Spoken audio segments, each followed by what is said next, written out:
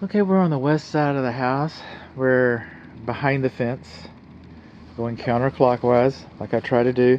This is a slab foundation, a continuous, monolithic slab foundation, post-tension cable. There are different types of post-tension cables, slab foundations. I don't know which one this was, but we do know that it is a post-tension cable, and that's a good thing. That's generally considered the best way to go about doing that. See this corner right here? Okay, some people call these corner pops. Okay, but if the crack is at the corner, it's in the span of a hand, I don't know whose hand, and goes out towards, that's not a foundation problem. Now, we're not through looking at the foundation. I don't expect to find a foundation problem, but we're going to look for it. If we do find a foundation problem, that's not going to be that. The brick and the concrete expand and contract at different rates for different reasons. I can go into all the theory, the thermodynamics and materials and everything else, but the brick and the concrete expand and contract at different rates. The pressure comes out of the corner. The plastic flashing never goes to the corner, hardly ever, and then you have those pops. Now that is conducive to wood-destroying insects. Termites can use that crack to enter your structure unseen. Okay, so there's that. So it might be a termite issue, it might be an aesthetic issue, it might be holding up a brick or two issue. But in regard to the foundation, that's not a foundation problem at all. Okay, we have siding along the side, along the back. Now, this siding, okay, you see that nice brown stripe in there? It hasn't been sealed. Okay, this siding has not been primed. And flashing tape was not installed behind the siding. So let's just do this right here. On my notes. The siding butt joints have not been sealed, and we do not have sealant behind the siding butt joints. Now, I realize that the windows are high, okay? I get that. And we're protected by the eaves, and I get that, okay, the soffits. But nonetheless, when you have siding like this, the windows are supposed to have Z-bar flashing installed behind them that come out. Now, how effective will it be? I don't know.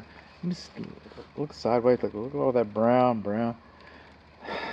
The butt ends had not been sealed. We do not have Z-bar flashing. Coming on along.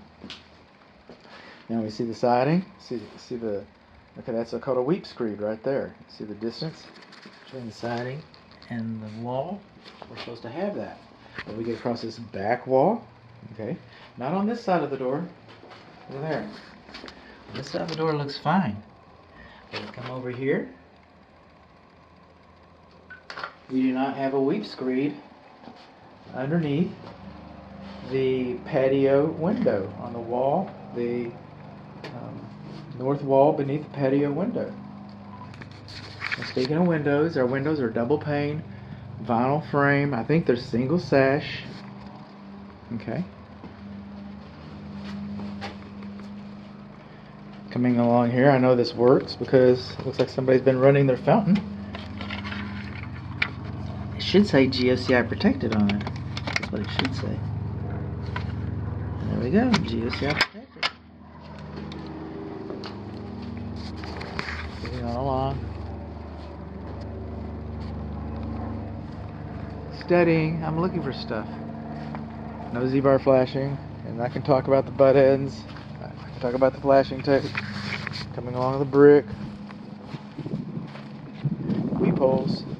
You're supposed to have weep holes like this. Okay? Brick is a very good building material. Alright?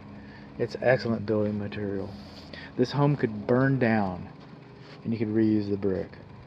But it's very porous, and when the lawn sprinkler system hits it, when the rain hits it, water goes right through it. And we have a drainage plane we have to assume is done right. We have a drainage plane behind it. And most of the time, the only thing that will come out of these weep holes is vapor. But on occasion, if you have an event, I hope you don't. I've seen a couple events If you have an event, water will come out of those. But you're supposed to have these. Those weep holes are there by design. If you don't close those up, do not close those up trying to keep ants out of your house. Don't do that. This is called a control joint. Some people call it an expansion joint. Call it what you will. You have this much brick in North Texas, things are going to move. Things are going to move. We're on expansive clay soil. Hopefully, these joints will control the movement and the cracking. You won't have zigzag cracks everywhere. But this is a sealant. And as this sealant has dried, see, they didn't apply it very well. As the sealant has dried, it's pulled away from the brickwork. And after a couple years, or every year or so, you want to come around your house, you want to look at your house, you want to see the sealant, alright? You want to check these things. It's my method. You want to check these things and make sure that the sealant still works. Yes, we do have weep holes, but we don't want a weep hole this big. The brick allows enough moisture to come through it anyway. Brick's also a very good insulator for sound and heat, so it works good that way. And our control joints, this one's a little better. Still got holes. Got a hole around that hood. How many times am I going to say this? In this pan, they went through all this trouble to put this pan in here to keep water from getting into the brick system, and they didn't seal it. That's kind of a shame. Kind of a shame if you ask me. That's what I'll say. We got some cut stone over here. That's good. Now this is called an expansion joint. This is a wooden expansion joint. And it's not the best material, to be honest. It's not the best material. But it's acceptable. There's nothing wrong with it. This is kind of disheartening. We got some overspray on the paint on your brickwork. It just doesn't look like a classy operation, huh? Alright, moving on. These are your lintels. These are your weep holes over your lintels because the drainage plane, it's been disrupted by the lintel. It's supposed to be like that. You want to make sure that your lintels are, remain to be painted. Got a little bit of exposed lintel right in there. And just like your control joints, you want to make sure that your luminary wall sconces, you want to check the sealant around those. Just like the sealant that should have been around the condensing unit disconnect box and around the electric meter. Now, where do termites live? In the ground.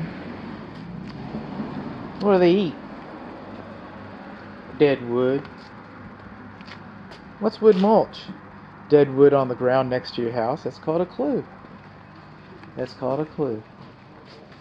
Moving on along. I know that we're inside the portico, but I'm still not seeing Z-bar flashing. And you probably will never have a problem with that.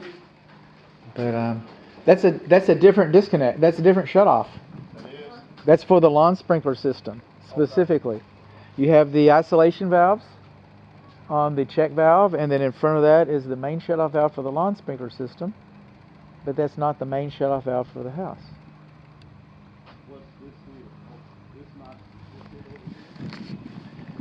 Cut stone.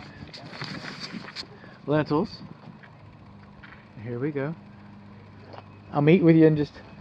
Now over here, where this comes down, and I get it that we have a kick-out flashing right there, and I get it that kick-out flashing would be ugly. Right here. Unsightly. But there's nothing to keep water from running down the brick. Brick is porous, remember? So over time, water's going to run down the wall over here. Just saying. Going along, wood mulch, we talked about that. Weep holes, we talked about that. We talked about our windows.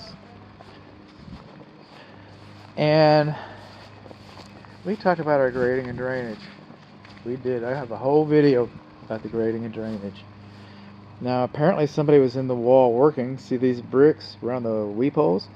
Nothing wrong here, but for whatever reason they've installed, they found a reason, probably to satisfy a code inspector. The brick went up too soon, and the code inspector wanted to see A representative sample. I don't know, I made that up. This is just about where we started. We got soffit vents. Here's one. This is kind of an air conditioning thing. This pipe right here is over the window. This is the second or middle bedroom window, or the south bedroom. And that pipe is your secondary drain line for your cooling system. If water comes out of that pipe, you have a problem. You need to call the air conditioning guy. Okay, the primary drain goes in the house plumbing system. This is outside, it's obvious, so that you have a clue that you have a problem.